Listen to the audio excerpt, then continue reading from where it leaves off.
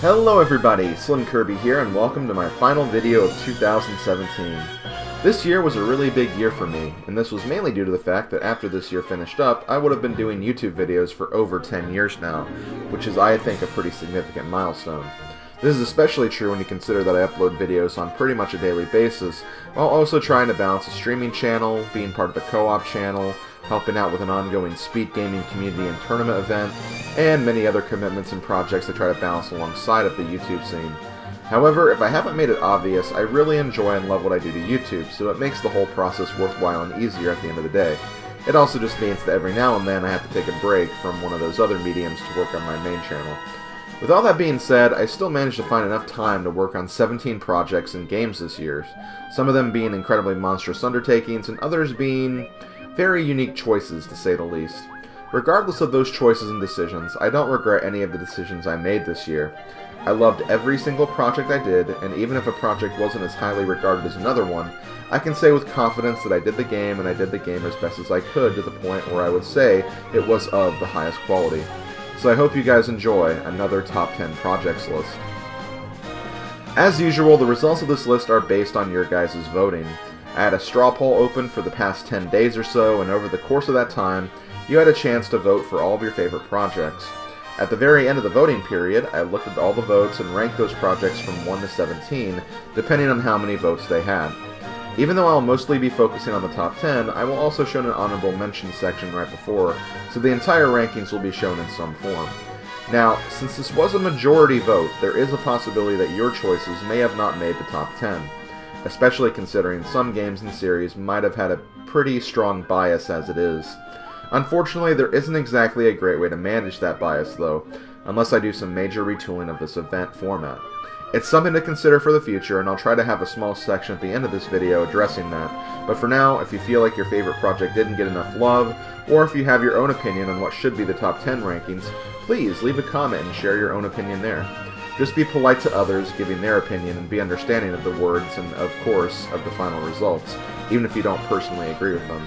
So without further ado, let's get this going.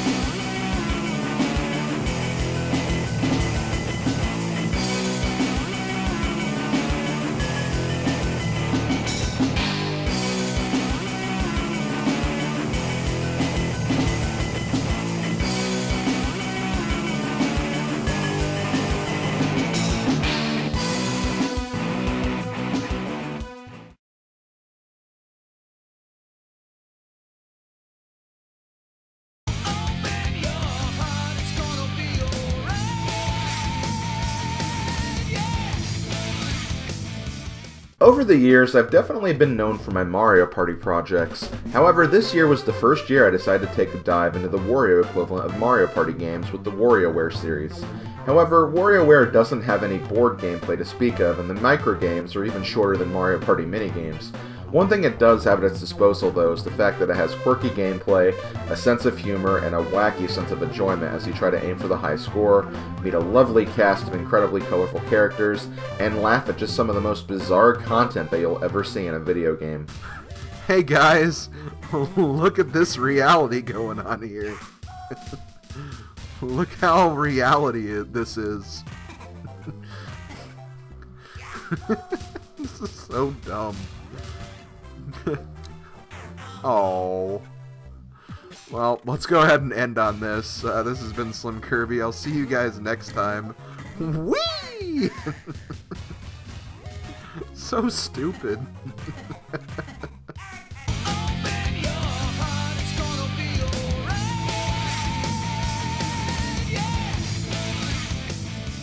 With BanjoKazooie and Banjo-Tooie already completed, there admittedly wasn't a great deal of hype left for the Banjo series. Nuts and Bolts seems to be unanimously divided on with the fans, and the only games left to pick from are the two almost forgotten Game Boy Advance titles. I decided to take a look at Grunty's Revenge this year because of the remaining 3 adventures. It's definitely the game that tried to at least stay within the main genre for the most part, being an adventure platforming game. And I have to say, despite the fact that it's definitely lacking the punch and impact of the N64 titles, it definitely has something for fans of the series to enjoy, even if it is just for a quick romp and nothing really beyond that. Hello, Miss B, I'm Banjo. How can I get my hands on those honeycombs of yours? Well, Banjo, collect the empty honeycombs that you find and I'll add them to your life bar when you have enough. Looks like you're ready for me to give you an extension. No, please, don't give me any extensions. That's not right. That's not something we need to discuss, or that's not anything we need. Oh, this game. Banjo did say, I want to get my hands on those honeycombs of yours, which is already pretty, kind of tugging at the collar there a little bit.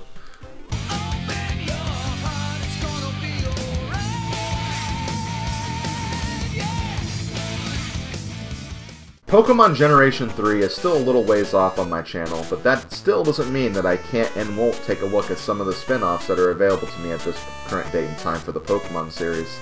The trading card game for Pokemon is easily one of the pillars of Pokemon's success back in its early days of dominating the toys and games industry. However, it wasn't necessarily for the game, but rather it was for owning and obtaining all the trading cards, or at least getting all the ones you wanted. In order to more easily introduce the game to the masses, Nintendo decided to launch a video game that would focus more on the battling aspect of the card game. Whether that actually worked or succeeded, I have no freaking idea, but honestly, I stand by this game actually being pretty fun, once you figure out how the game works. It can be pretty fun building your own decks and taking out all the trainers in your way to entertaining the legendary Pokemon cards. I think it also helped that this game was a pretty big meme between me and the friends over at the Puddle Plains HD community, so it was much easier for me to get excited about this project and its execution in the long run. I personally would have loved to see this game get a little higher, but when you look at all the competition this year, I suppose it's made some good distance considering. I think this battle's finally going to wrap up now. I pretty much had to oak at that point. Which, I mean, that's fair. I probably should have, because I wasn't getting the Kadabra at all. Knowing my luck, the Kadabra is probably one of my prizes.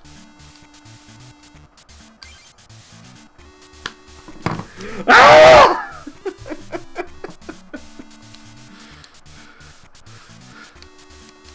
What did I just say? Oh my god.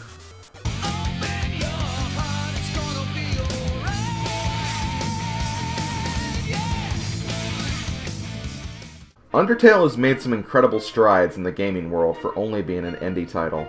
Not trying to take anything away from other successful indie titles, as there are plenty of good and amazing ones to speak of, but Undertale was absolutely dominating the industry a few years ago. And honestly, I don't think it was a fluke or just an instance of Toby Fox getting lucky. I legitimately think Undertale is an amazing game, worthy of the accolades it has been given.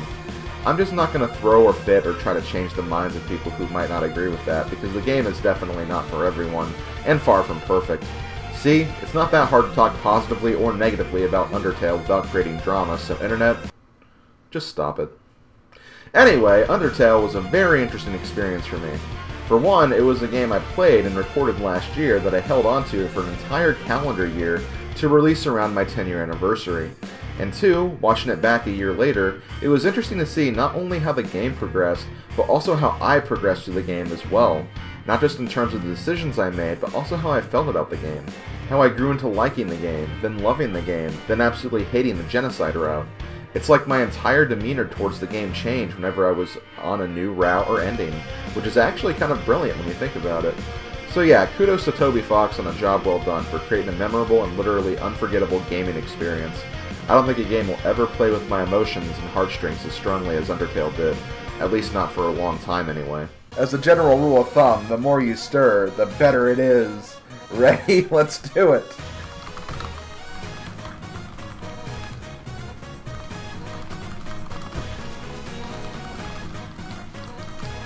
Ugh, let me do it!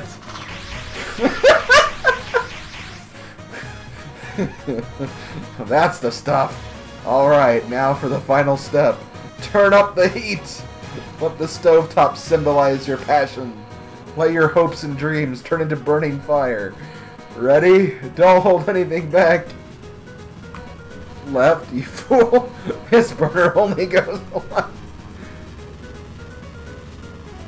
Hotter!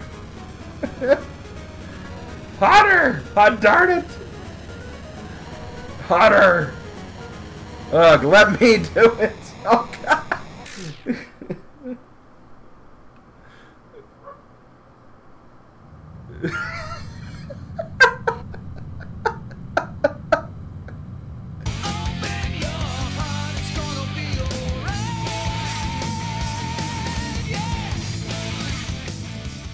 So in 2016, I had the NES Marathon.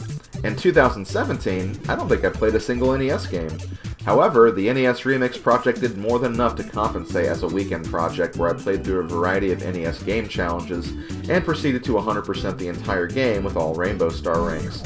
Sometimes I still question my sanity from such undertakings, but as a completionist and as a lover of retro games, I have to admit it's kind of fun to push yourself to your limits and try to optimize everything in such small timing windows. And honestly, it seemed like a lot of you guys enjoyed it too, as this project making it this far up the list is probably a testament to that. And it's kind of funny considering the project had such a slow start at first. I guess some things just take a little time, and now that I have some experience, NES Remix 2 should be a pretty obvious choice for a future weekend project in the coming year. Better get to practicing my NES games again. Guys, I care about and love the environment. I think we need to take care of this world because you never know what's going to happen to it in a few years. But for this frickin' icicle mountain, global warming can't come soon enough, damn it! Because that was bullcrap. Okay, Wrecking Crew.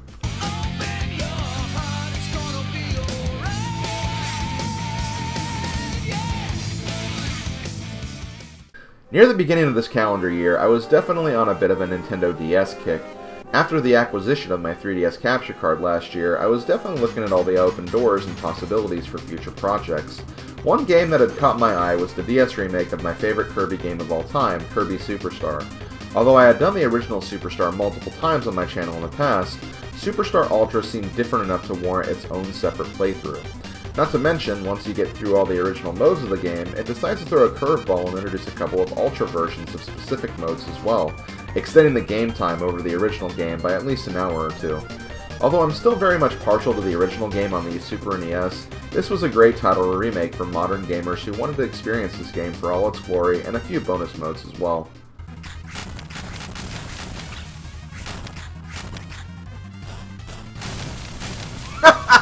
Oh, wow. Now that's using two enemy corpses to your advantage. My partner killed one of the guys, and I used the corpse of the other guy to slam it into the other one. My god, we're ruthless.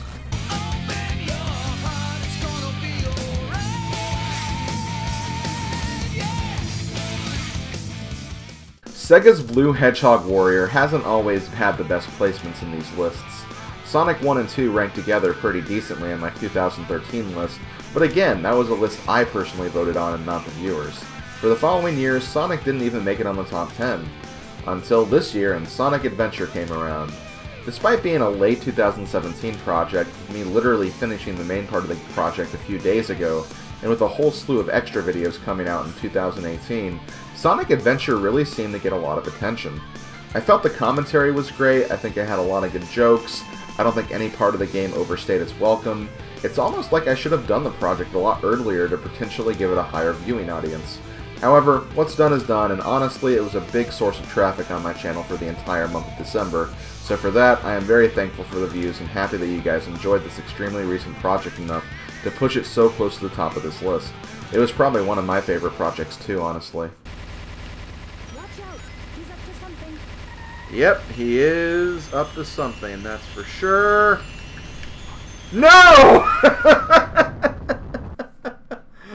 Oh, I died on the desperation attack. Oh, hold on, guys. Okay, let's get this over with.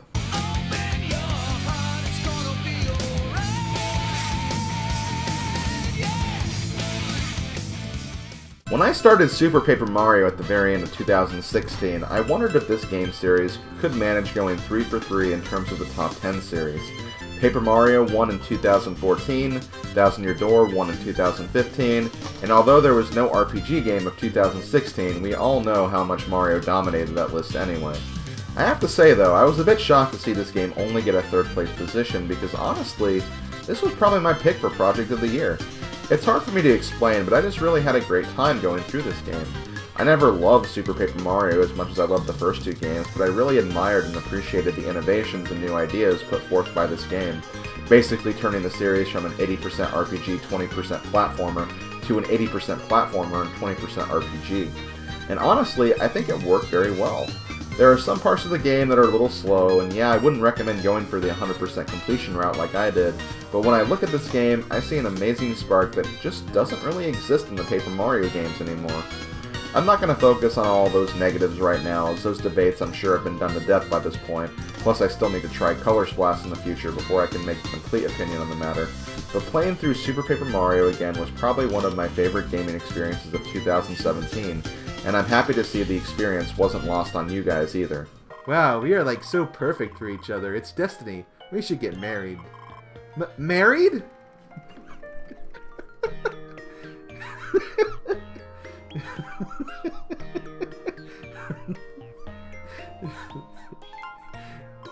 Would you have me?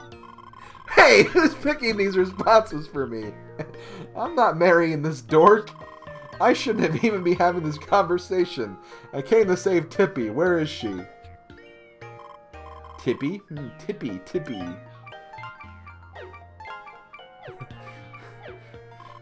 There's no Tippy command here. What is she talking about? That's it, I've had it. You better bring her out now. Oh my god. Boomer exploded. No, my graphics card. Oh my god, I love that so much.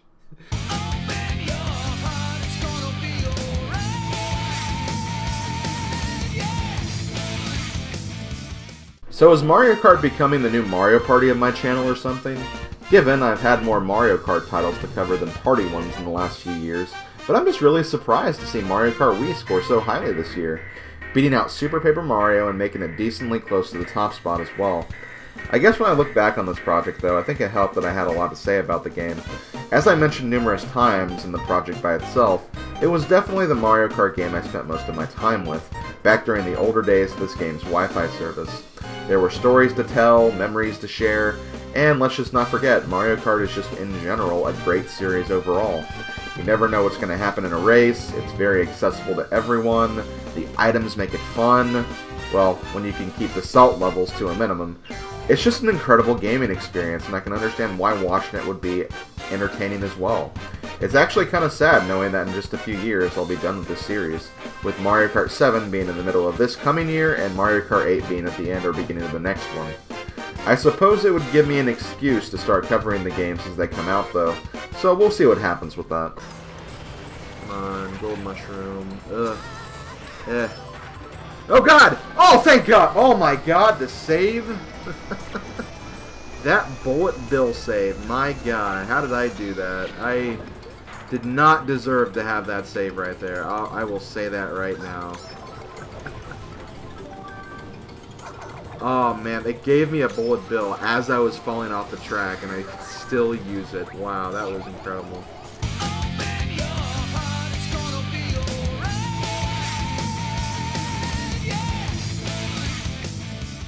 Well, Paper Mario will not be continuing its perfect streak, but the Mario Galaxy games certainly will.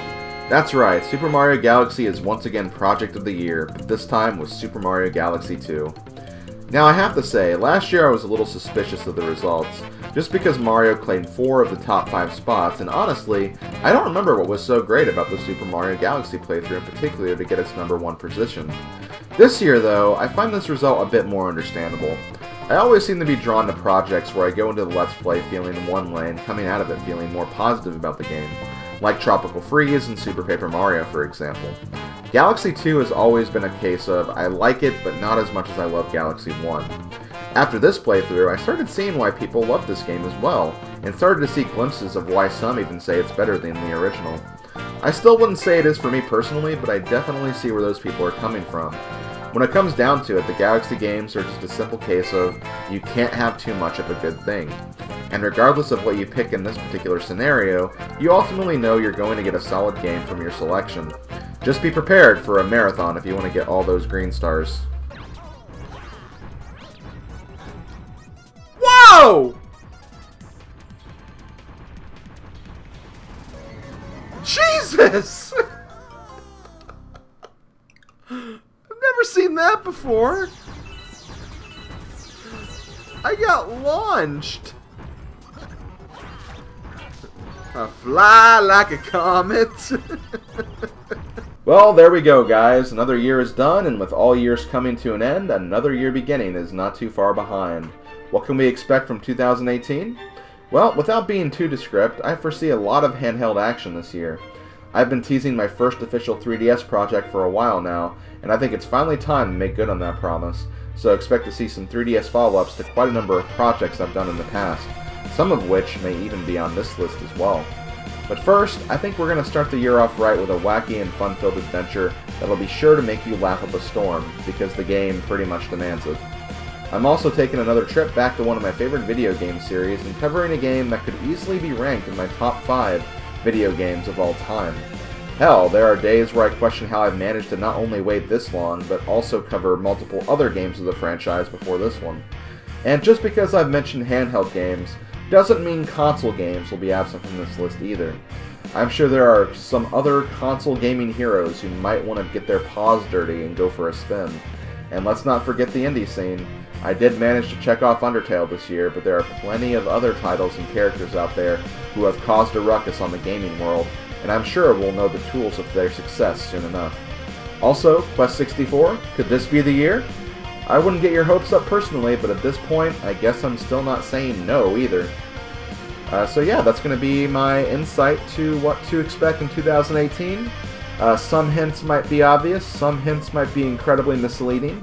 That is up for you to decide, but of course I'll be giving some hints and other ideas throughout the year, so stay tuned to any of my update videos that I post. And yeah, that's going to do it for my top 10 projects list of 2017. Thank you for watching, everybody, and I'll see you guys next time. See you in 2018. Later, folks.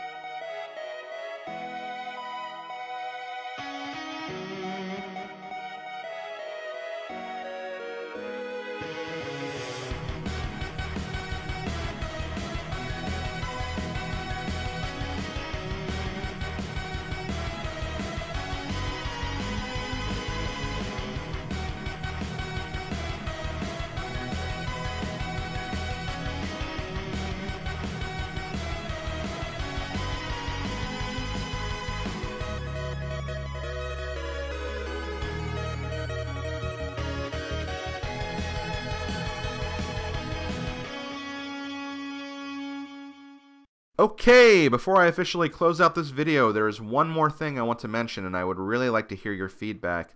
This is the 5th year of me doing this top 10 video, and for the last 4 years, when I've left the list in the hands of the viewers, well, safe to say there hasn't exactly been a lot of variety at the top of the list. In basic terms, Mario has been absolutely destroying these lists, making the results feel very predictable every single year. Now, I know Mario is a very popular video game character, and his games are usually very accessible for gamers, which probably makes the commentary a lot easier and better for me, therefore more enjoyable for the people to watch. But there are a lot of great projects and games that I think are being a bit devalued just because they aren't recognizable games and don't have a recognizable character. Basically, they're not Mario, so they're not as popular. So because of this, I'm wondering if maybe I need to change the format of these videos. So in the comments section below, please just kind of give me your thoughts. Should I keep doing the viewer poll in December every year to decide the results? Pretty much what I have been doing. Should I go back to ranking the list based on my opinion and then just include the viewer results as an extra feature instead of just making that the main one? Should I separate main projects and mini projects as 2 separate polls? Should I create a council of active viewers and commenters who I know watch and keep up with my videos on a regular basis and have them help me decide the ranking? Or perhaps you have an idea yourself. So yeah, just kind of tell me what you think about the format of these videos in the comments section, because while I personally don't think the list needs to change, like, it's not really a huge concern for me because I do think the Mario projects are some of my best projects anyway. I know there are some people who just are kind of tired of the predictability of these lists, and it's just kind of a case where if I can improve the viewing experience for some people while still, for the most part, keeping the other people happy, I would like to experiment with that. So yeah, just please kind of give me what you guys think in the video comments section. Really curious to see what you guys have to say. And yeah, that's pretty much it. So this has been SlimKirby. This has been my top 10 projects of 2017 list. I will see you guys in 2018. Thank you for watching. I'll see you guys later. Later, folks.